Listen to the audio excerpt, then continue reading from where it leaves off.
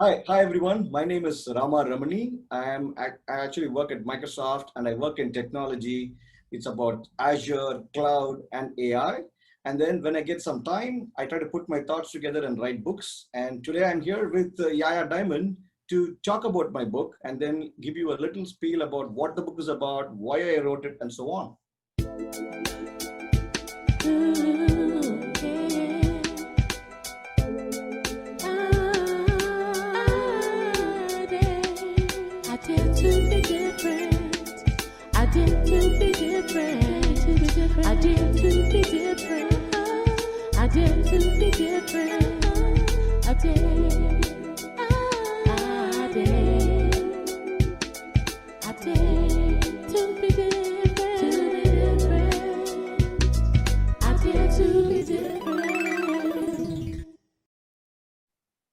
Welcome back to the show. Okay, so you know who we have. We have an author. You guys know I love authors here. Only because, authors are so smart. I learned so much from books, and so I know you do too, and do like courses and things like that. So we have our guest, and he's going to go ahead and tell us about his book. But I want to know, first of all, why did you want to write? What made you want to write this book or write at all? So I think it's interesting. I never set out to be a writer. I have a technical degree in writing. But the first book that I wrote was in 99 when I essentially came to the US and just for my GRE preparation, right? So it's more about saying I went through this experience. Let me just capture it in a book form that might be useful to others because it's just perspective, right? How do you prepare for an exam? Where did they go to websites? And this is 1999. So you can imagine there's no Google that you can search and find No. information. So had helped me. So I wanted to pay it forward by writing it together. But the other motivation was just have my friends and do something fun once I finished it, right? And then that happened in 99. The book was called America Ahoy. And I am here in the US for the last 21 years now. The next book was a technology book, right? What else can you expect from a guy who comes from India on H1B and does tech work? He's going to write a technology book, right? So that happened in 2010. But when I really started enjoying about writing and doing things happened in 2017. So the book called Open Field Tackle. It's about American football. And then you would wonder how I got into football. So let me just answer the question for you, right? When I came to the US, I went to the University of Florida, Go Gators. And that's where I saw Steve Spurrier coaching up people. And then I just loved the game. And I had a buddy of mine called Balaji, or Pistu is how we call him. He got me into the game. He was my roommate and we were just having fun and every day would just go by. And firstly, everybody feels that football is all about physical thing and you fight. But then you realize about, hey, there's a lot of strategy involved in the game, the aspects about how they think, the synchronization that you need between a receiver and a quarterback, and the ability to throw the ball at the point where somebody is going to be there, and you don't know that, right? So that always got me excited. And then in 2017, when I wrote this book about open field tackle, essentially, if you look at football, you want to do an open field tackle, and if you miss the tackle, the defender is most likely going to score on you. So when life and you look at all your fears and your inhibitions and you think about it as a game and you are in the field, you need to take these fears head on. You need to tell yourself that, man, I'm going to take you head on, I'm going to win over it, and I'm going to do certain things to see where it leads me, right? So that sort of got me started in this whole thing about open field tackle. Then I said, how is Russell Wilson, a 5'10" quarterback, 5 feet 10 inches, how did he go through the entire journey of fighting through that thing, saying that quarterbacks have to be minimum of 6 feet? And he has become a great quarterback, and go Seahawks. I'm with the Hawks, right? And then I look at Coach Pete Carroll. He's 71 years or 72, like my dad. But every day when I see him on the field, he's just so pumped up and does things, right? And it's not just about Seahawks. If we talk about somebody which I don't like and I hate, let's pick Coach Belichick, right? I don't like the Patriots. But then you look at somebody who raises the bar every year, year after year, and just shows success. How, as an individual, we can look at ourselves and say, I've achieved so much in life, but still, I need to push the bar. I need to be a Coach Belichick of pushing the bar. He's going to be landing up as one of the great coaches, but he's not done yet, right? Look at a Tom Brady. he's got so many rings, and then still he tells himself every day, I got drafted in the sixth round pick. So all of us could be pissed about something in life. How do you essentially use it to drive yourself forward? That being the meta point of the book. So I wrote it. The book didn't land as well, but that doesn't matter. It changes your way of thinking, right? When you start writing about good things, about positive things, essentially it just gets into you and you become the book. And that's what happened. And then I let 3 years sort of go by. I went to the Cricket World Cup that happened in London last year. So my sister-in-law said, "Hey, you wrote a book about American football. I don't follow American football. She lives in London." She said, "What don't you do about cricket?" I said, that's interesting. So I said, I'm going to take cricket. Then I'm going to write fiction. I have no idea about writing fiction books, but I said, I'm going to just write a fiction book. I'm going to take two storylines and I'm going to weave in cricket as a meta point and then try to leave people with a message that tells you about what would you do in challenging times. I started this last year, and obviously the entire world has challenging times right now. I didn't plan for this. But then Mhm. happened, I went through the same dumps like everybody else. Okay, I Mhm. can't go out. My son is going to do online school. My twins cannot go to the daycare because there was a COVID case, and I'm scared. What is the right thing as a parent to do? And then Oh you yeah. asked, what are you going to do in this time? Are you going to be scared? Are you going to give up? Or you believe that eventually something good is going to happen and you want to power through it with an open field tackle and then write the meta point in the book? So, what Next Innings tries to do is to take a set of characters, talk about their life.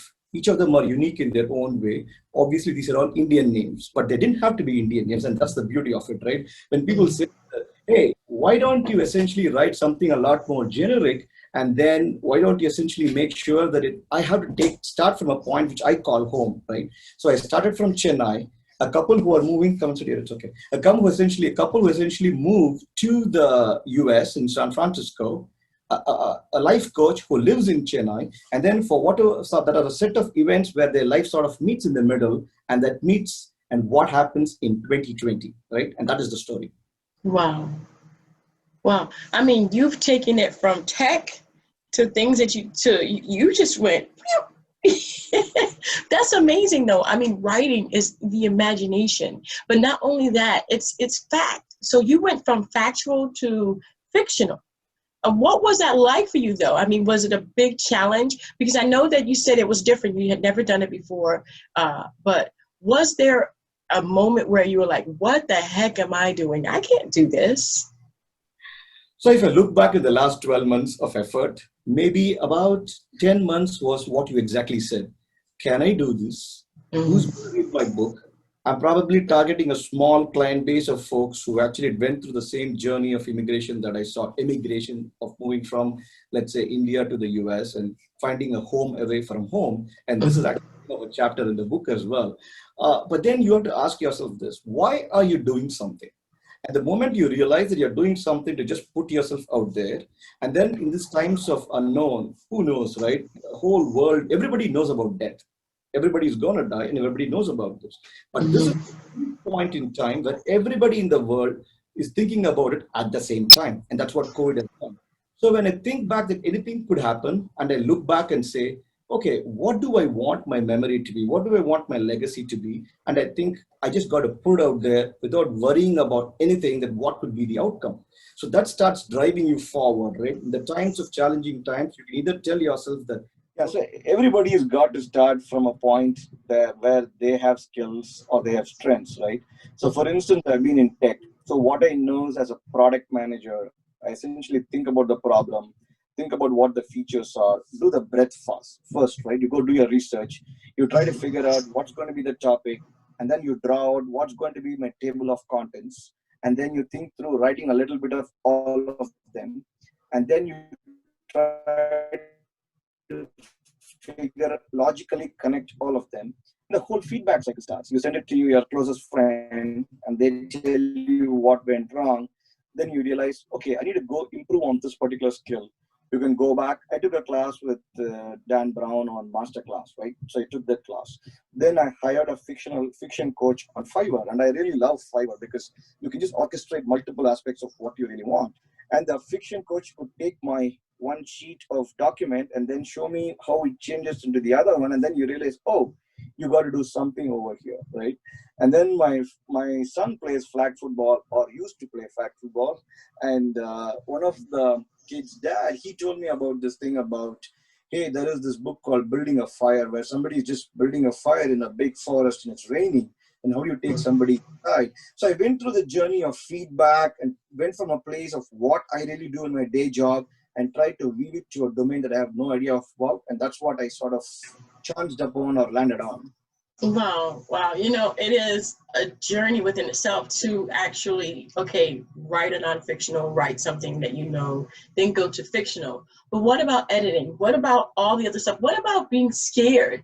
You know, a lot of people are scared to write a book because of what other people may think about them, or it may flop, or they're not a good a writer, or they can't think properly, or they skip. You know, how did you overcome that fear? Because that is a real fear. So to be completely frank, right, you have to overcome every day. And it's not like if I just do it once, suddenly I'm on a path of going forward, right? And I was reading somewhere where somebody said that motivation is like taking a bath. You got to do it every day, right? Similar thing is every day you got to tell yourself it's okay. And especially when I look at my sales right now, I got to tell it's okay every day, right? Because I put thousands of dollars into this effort. And obviously I'm thankful to my wife and everybody around. And finally, I work at Microsoft in tech, right? So it's not like this is making a big, but still $1,000 or $5,000 is still a big amount. But what I'm trying to tell is, you have to know the why. Once you know the why, and I realize that I'm doing this for myself, I am doing this in a manner where when I write, it changes my mindset. It gives me confidence, and I become a better person. Because I tell you this, 12 months back, I wouldn't have reached out to you on Fiverr. I wouldn't have had thought that, man, why do I want to spend whatever to do another show when I know this is not going to make it? And then I'm going to ask, what if she asks me something that I have no idea about? Even though it's going to be edited, right? You still have this fear. What will people think? Why is he doing this? And I said, doesn't matter, right? And the other reason I'm also doing this is because I come from a small business background, right? My dad has been running a business for 40 years back home.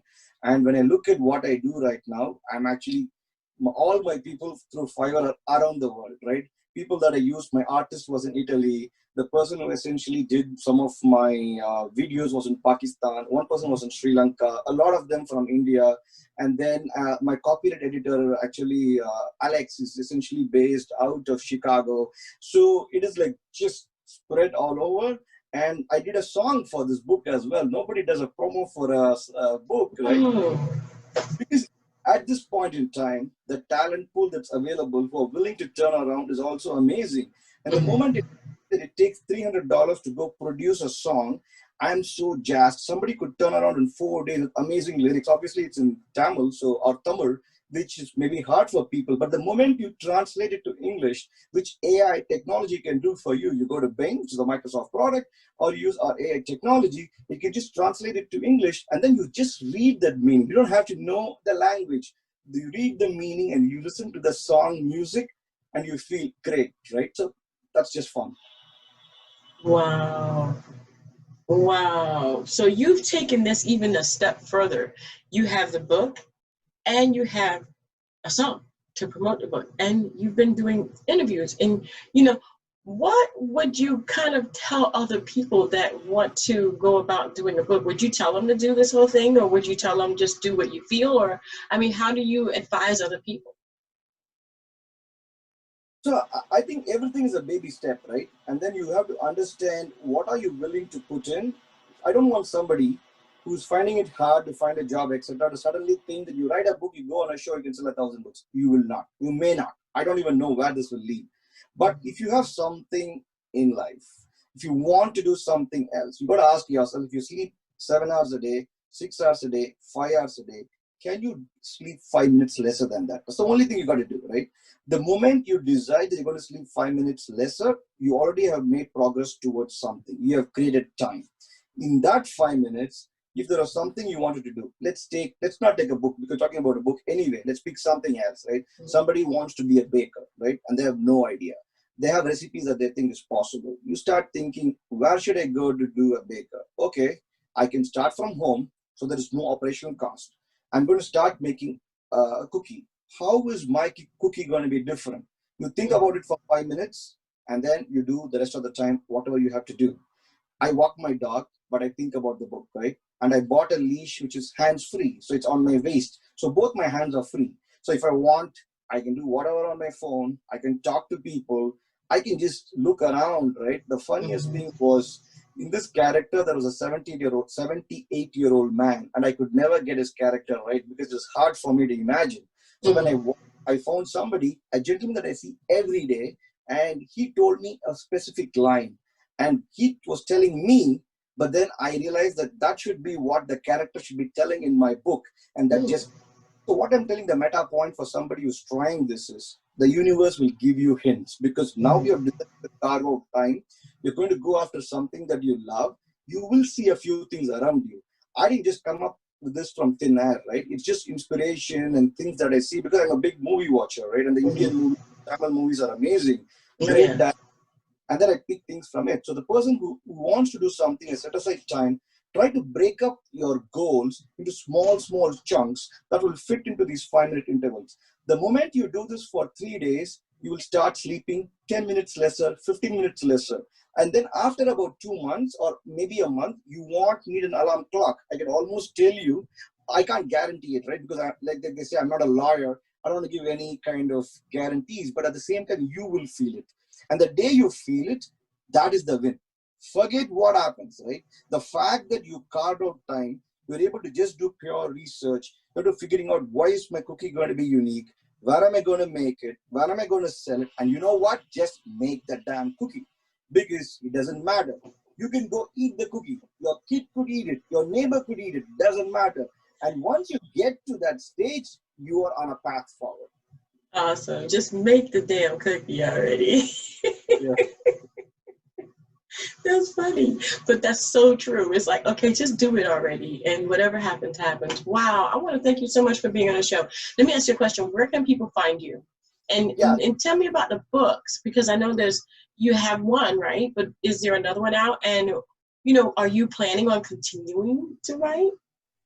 So, first questions you said, where can they find the book? That's the most important thing. Please do buy the book.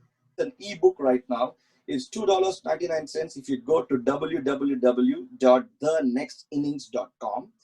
If you like Amazon and you want to give Amazon more money, I'm okay with it. You can go to amazon.com and you can still search for The Next Innings, and you will find whether you are whichever part of the world, it's amazon.com or amazon.in.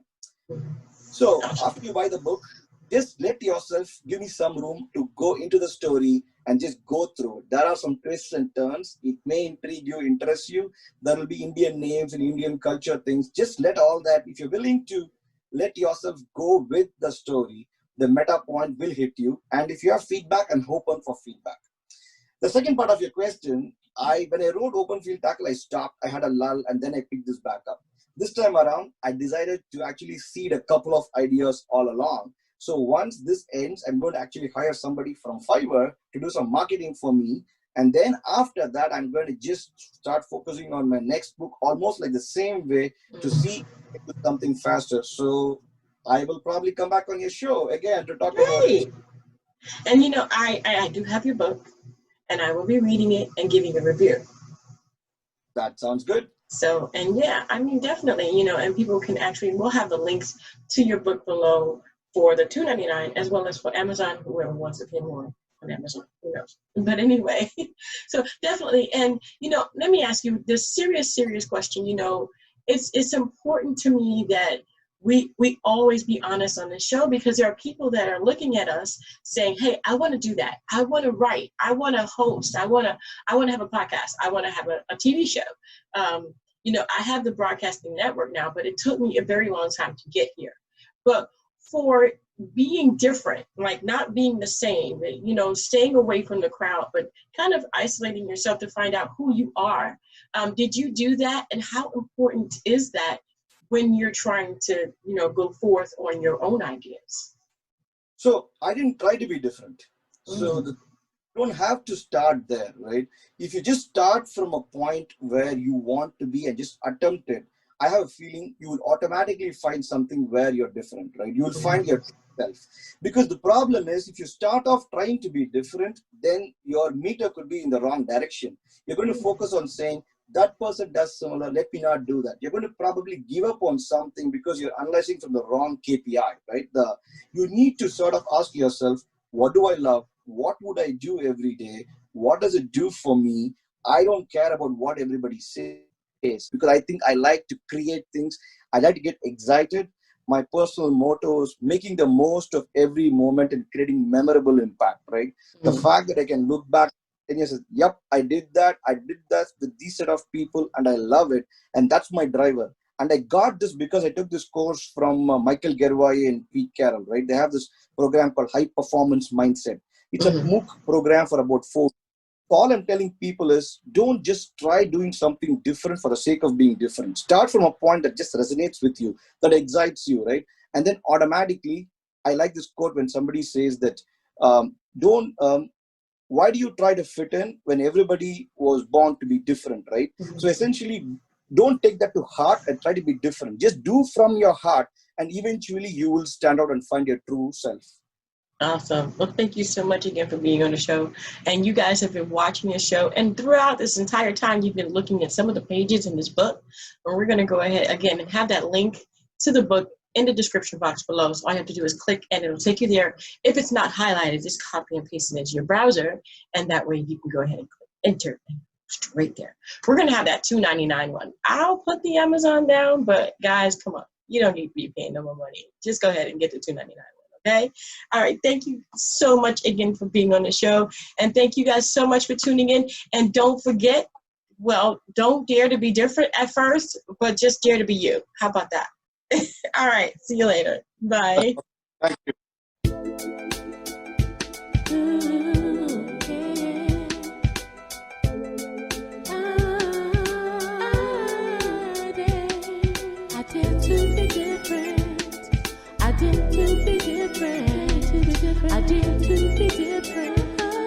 I dare to be different.